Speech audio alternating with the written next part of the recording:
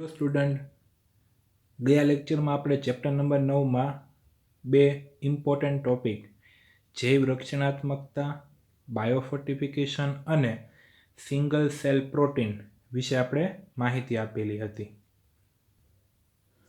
કઈ રીતે ખોરાકની ગુણવત્તા સુધારો કરી શકાય તેના વિશે આપણે અભ્યાસ કર્યો. હવે આવી જ એક છેલ્લી ટેકનિક છે ચેપ્ટરમાં, પેશી સંવર્ધન, ટિશ્યુ કલ્ચર.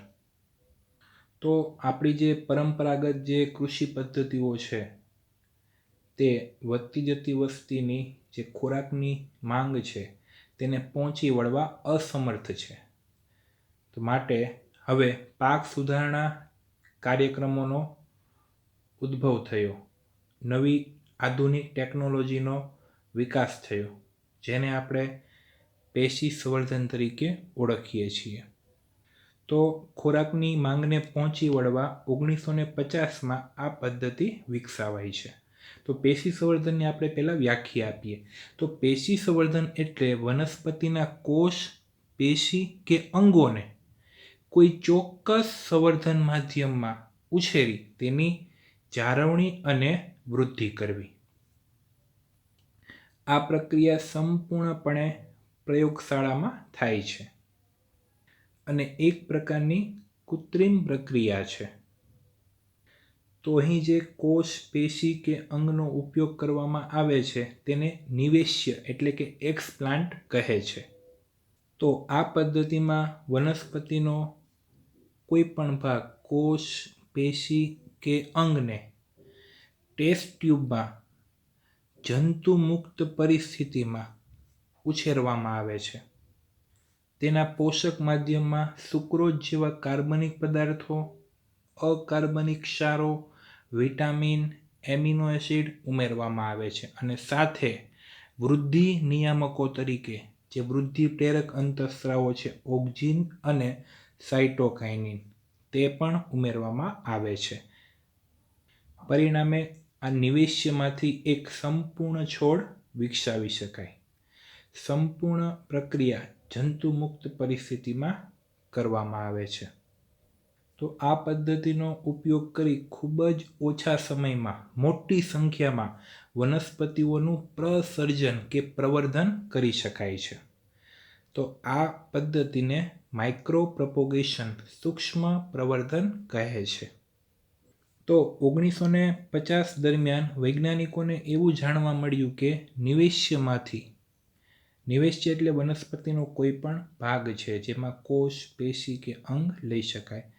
તો નિવેશ્યમાંથી એક સંપૂર્ણ છોડ વિકસાવી શકાય છે.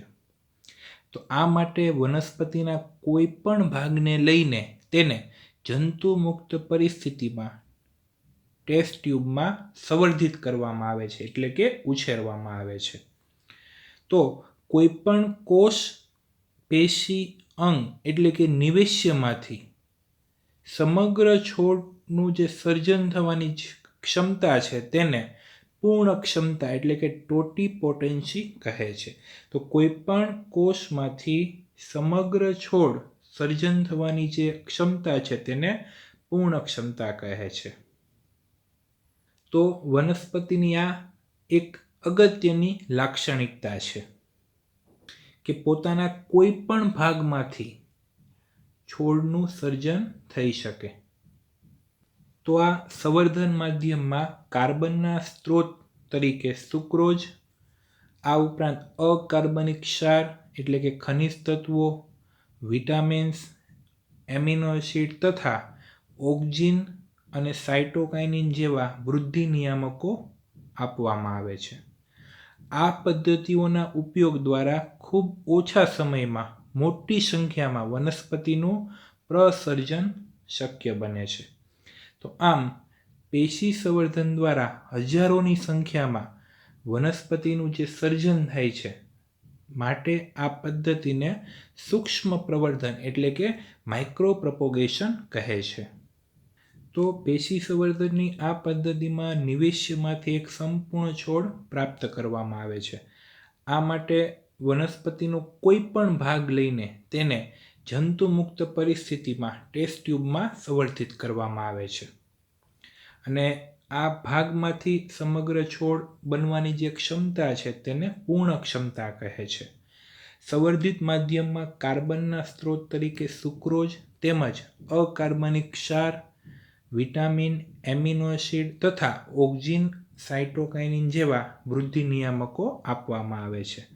આ પદ્ધતિઓના ઉપયોગ દ્વારા ખૂબ ઓછા સમયમાં મોટી સંખ્યામાં વનસ્પતિઓ પેદા કરી શકાય છે. તો પેશી સંવર્ધન દ્વારા હજારોની સંખ્યામાં વનસ્પતિના સર્જનની આ પદ્ધતિને સૂક્ષ્મ પ્રવર્ધન કહે છે. તો આ રીતે જે વનસ્પતિ ઉત્પન્ન થાય છે તે મૂળ વનસ્પતિને એટલે કે પિતૃ વનસ્પતિને મળતી આવે છે, જેમાંથી તે બનાવેલી હોય. એટલે કે તેઓ સોમા ક્લોન્સ છે, એટલે કે એકબીજાની સમરૂપ નકલ છે. તો ઉદાહરણ આપીએ તો ટામેટા, કેળા, સફરજન વગેરેનું મોટા પાયે ઉત્પાદન આ પદ્ધતિથી થાય છે. તો સોમા ક્લોન્સની વ્યાખ્યા આપેલી છે કે સૂક્ષ્મ પ્રવર્ધન દ્વારા જે વનસ્પતિઓનું નિર્માણ થાય છે, આ વનસ્પતિઓ તેના પિતૃ વનસ્પતિ સાથે સમાનતા ધરાવે છે, પિતૃ વનસ્પતિને મળતી આવે છે કે જેમાંથી તેને વિકસાવવામાં આવેલ હોય. તો એટલે તેને સોમા ક્લોન્સ કહે છે. તો તેના ઉદાહરણ છે ટામેટા, કેળા, સફરજન જેવી ખાદ્ય પેદાશો. અન્ય ઉપયોગમાં આપણે જોઈએ તો રોગિષ્ટ વનસ્પતિમાંથી તંદુરસ્ત વનસ્પતિઓની પુનઃપ્રાપ્તિ થઈ શકે છે. આ પદ્ધતિથી રોગિષ્ટ વનસ્પતિમાંથી તંદુરસ્ત વનસ્પતિની પ્રાપ્તિ થઈ શકે છે. તો એક ઉદાહરણ દ્વારા આપણે સમજીએ. ધારો કે કોઈ વનસ્પતિને વાયરસનો ચેપ લાગેલો છે, એટલે કે કોઈ વનસ્પતિ વાયરસથી અસરગ્રસ્ત થયેલી છે, તો પણ તેનામાં વર્ધમાન પેશી અગ્રસ્થ કે કક્ષસ્થ માં વાયરસ હોતા નથી. એટલે કે અગ્રીય વર્ધનશીલ પેશી કે કક્ષીય વર્ધનશીલ પેશી વાયરસથી અપ્રભાવિત હોય છે. તો આ માટે આ વર્ધનશીલ પ્રદેશને દૂર કરીને કે જેમાં વાયરસ નથી, વાયરસનો ચેપ લાગેલો નથી, તેને પ્રયોગશાળામાં ઇન વિટ્રો એટલે શરીરની બહાર પ્રયોગશાળામાં ઉછેરી વાયરસ મુક્ત વનસ્પતિ મેળવી શકાય છે. તો બીજી પદ્ધતિમાં જે રોગયુક્ત છોડ છે, જેને વાયરસનો ચેપ લાગેલો છે, તેમાંથી હેલ્ધી તંદુરસ્ત છોડ પ્રાપ્ત કરી શકાય છે. તો આ માટે વર્ધનશીલ પ્રદેશનો ભાગ લેવામાં આવે છે, કારણ કે આ ભાગ વાયરસથી અપ્રભાવિત હોય છે. તો વૈજ્ઞાનિકોએ કેળા, શેરડી, બટાટાના વર્ધનશીલ પ્રદેશને સંવર્ધિત કરવામાં સફળતા મળી છે. તો આ ઉદાહરણ છે કે રોગિષ્ટ વનસ્પતિમાંથી તંદુરસ્ત વનસ્પતિઓની પુનઃપ્રાપ્તિ કઈ વનસ્પતિમાં પ્રાપ્ત થયેલી છે, કઈ વનસ્પતિમાં સફળતા મળેલી છે. તો તેમાં કેળા, શેરડી અને બટાટાનો સમાવેશ થાય છે. તો આપણે પેશી સંવર્ધનનું મહત્વ જોઈએ તો સોમા ક્લોન્સ પ્રાપ્ત કરવા માટે, એટલે કે મૂળ વનસ્પતિ જેવી જ વનસ્પતિ જો મેળવવી હોય તો પેશી સંવર્ધન મહત્વનો ભાગ ભજવે છે. તેના ઉદાહરણ છે ટામેટા, કેળા, સફરજન વગેરે ખાદ્ય પેદાશો. બીજું, રોગિષ્ટ વનસ્પતિમાંથી તંદુરસ્ત વનસ્પતિ મેળવવા માટે, તો આ માટે વર્ધનશીલ પ્રદેશ અગ્રીય કે કક્ષીય ને પ્રયોગશાળામાં ઇન વિટ્રો ઉછેરવામાં આવે છે, જેથી આપણને હવે વાયરસ મુક્ત વનસ્પતિ પ્રાપ્ત થશે. તો વૈજ્ઞાનિકોએ આ ટેકનિકથી શેરડી, બટાટા અને કેળા જેવી જે વનસ્પતિઓ છે તેમાં સફળતા પ્રાપ્ત કરેલી છે. તો પેશી સંવર્ધનમાં નિવેશ્યમાંથી એક સંપૂર્ણ છોડ પ્રાપ્ત કરવાનો છે, અને આ સંપૂર્ણ પ્રક્રિયા પ્રયોગશાળામાં જંતુમુક્ત પરિસ્થિતિમાં થાય છે. તો આ પેશી સંવર્ધનની પ્રક્રિયા દરમિયાન કઈ કાળજી લેવી ખૂબ જ જરૂરી છે તેના અહીં મુદ્દાઓ દર્શાવેલા છે. તો પહેલો પોઈન્ટ છે કે પ્રયોગશાળામાં જંતુમુક્ત વાતાવરણ જાળવવું, જેથી બેક્ટેરિયા ફૂગનો ચેપ લાગી શકે નહીં, કારણ કે બેક્ટેરિયા ફૂગ પ્રવેશ થવાની શક્યતા ખૂબ જ વધુ છે. બીજો પોઈન્ટ, પસંદ કરેલા નિવેશ્ય એક્સપ્લાન્ટને યોગ્ય સંવર્ધન માધ્યમમાં રાખવા. અહીં આપણે સંવર્ધન માધ્યમ તરીકે જે ઘટકો લીધેલા છે તેમાં સુક્રોઝ, ખનિજ તત્વો, વિટામિન, એમિનો એસિડ, આ ઉપરાંત વૃદ્ધિ નિયામકોનો પણ સમાવેશ થાય છે. તો યોગ્ય સંવર્ધન માધ્યમમાં રાખવા જેથી તેનો ઉછેર થઈ શકે. ત્રીજું, પ્રક્રિયામાં વપરાતા સાધનો યુવી લાઇટ પારજાંબલી પ્રકાશ દ્વારા જંતુ મુક્ત કરવા જેનાથી અન્ય હાનિકારક સૂક્ષ્મજીવો છે તે નાશ પામશે. અને ચોથો પોઈન્ટ છે નિવેશ્યને એકધારું તાપમાન 24°C મળતું રહે તેવી વ્યવસ્થા કરવી. તો પેશી સંવર્ધનની પ્રક્રિયા દરમિયાન 4 મુદ્દાની કાળજી રાખવી ખૂબ જ જરૂરી છે. જંતુમુક્ત વાતાવરણ, નિવેશ્યને યોગ્ય સંવર્ધન માધ્યમમાં રાખવું, પ્રક્રિયામાં વપરાતા સાધનોને યુવી લાઇટ દ્વારા જંતુમુક્ત કરવા અને નિવેશ્યને એકધારું તાપમાન 24°C મળતું રહે તેવી વ્યવસ્થા કરવી. આગળ હવે આપણે માહિતી આપીએ દૈહિક સંકરણ.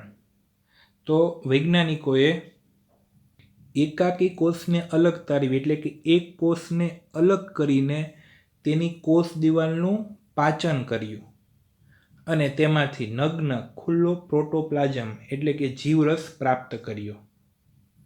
તો એકાકી કોષને અલગ તારવી તેની કોષ દિવાલનું યોગ્ય ઉત્સેચકો દ્વારા પાચન કરી ખુલ્લો પ્રોટોપ્લાઝમ એટલે કે જીવરસ પ્રાપ્ત થાય છે અને આ જીવરસ કોષરસ પટલથી આવરિત હોય છે.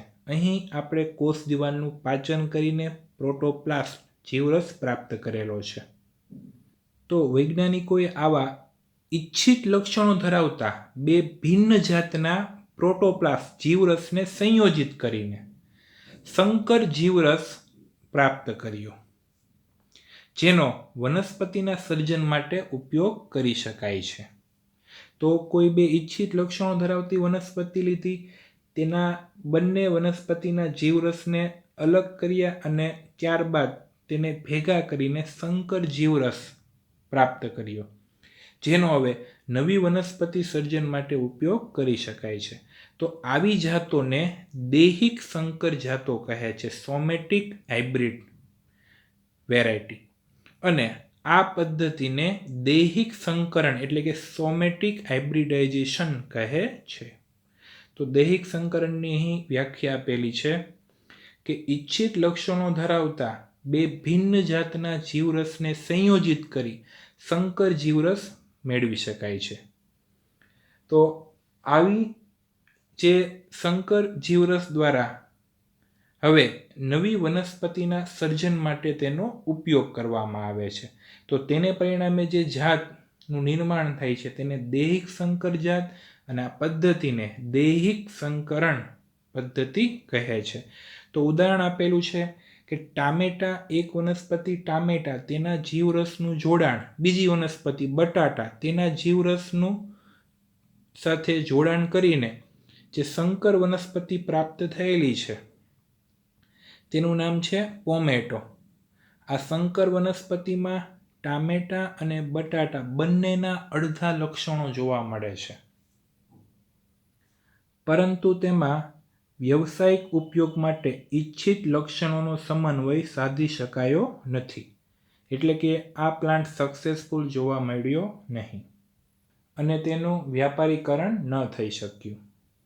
તો દૈહિક સંકરણમાં ઇચ્છિત લક્ષણો ધરાવતી બે વનસ્પતિના જીવરસને સંયોજિત કરીને નવી વનસ્પતિ પ્રાપ્ત કરવામાં આવે છે. આવી જાતને સંકર જાત, દૈહિક સંકર જાત અને આ પદ્ધતિને દૈહિક સંકરણ કહે છે. તેનું ઉદાહરણ છે પોમેટો. તો ફોટોગ્રાફમાં પોમેટો કે જેને બીજા નામે ટોમટેટો તરીકે પણ ઓળખાય છે, જેમાં અડધું પોટેટો અને અડધું ટોમેટો બંનેનું સમન્વય છે. પણ વ્યવસાયિક ઉપયોગ માટે અહીં ઇચ્છિત લક્ષણોનો જે સમન્વય છે તે જોવા મળ્યો નહીં. તો આપણે અહીં પેશી સંવર્ધન પદ્ધતિની માહિતી આપી. પેશી સંવર્ધનના પિતા જી હેબલન ઓળખાય છે, જ્યારે એક આપણે શબ્દની માહિતી આપેલી છે સંપૂર્ણ ક્ષમતા કે પૂર્ણ ક્ષમતા, ટોટીપોટેન્સી. તો આ શબ્દ આપનાર વૈજ્ઞાનિક છે મોર્ગન, અને વનસ્પતિમાં આ ક્ષમતા જોવા મળે છે. તો આ રીતે પેશી સંવર્ધનની પદ્ધતિ દ્વારા પણ નિવેશ્યમાંથી વનસ્પતિનો છોડ પ્રાપ્ત કરી શકાય છે અને વધારે માત્રામાં તેના જેવી વનસ્પતિ પ્રાપ્ત કરી શકાય છે, જે ભવિષ્યમાં ઉપયોગી થઈ શકશે. તો આપણે આ ચેપ્ટરમાં આધુનિક પદ્ધતિના ઉપયોગ દ્વારા ઉચ્ચ ગુણવત્તાવાળી રોગમુક્ત વનસ્પતિઓ અને પ્રાણીઓ કઈ રીતે પેદા કરી શકાય છે તેના વિશે અભ્યાસ કર્યો. આ પેશી સંવર્ધન જે પદ્ધતિ છે તે માર્ચ 2020 બોર્ડની પરીક્ષામાં 4 માર્ક્સમાં પૂછાયેલો સવાલ છે. તો તેના દરેક જે મુદ્દાઓ છે, વ્યાખ્યાઓ છે, તેને વ્યવસ્થિત તૈયાર કરવી. આ ઉપરાંત સ્વાધ્યાયના જે પ્રશ્ન આપેલા છે તેને પણ સોલ્વ કરવા. Thank you.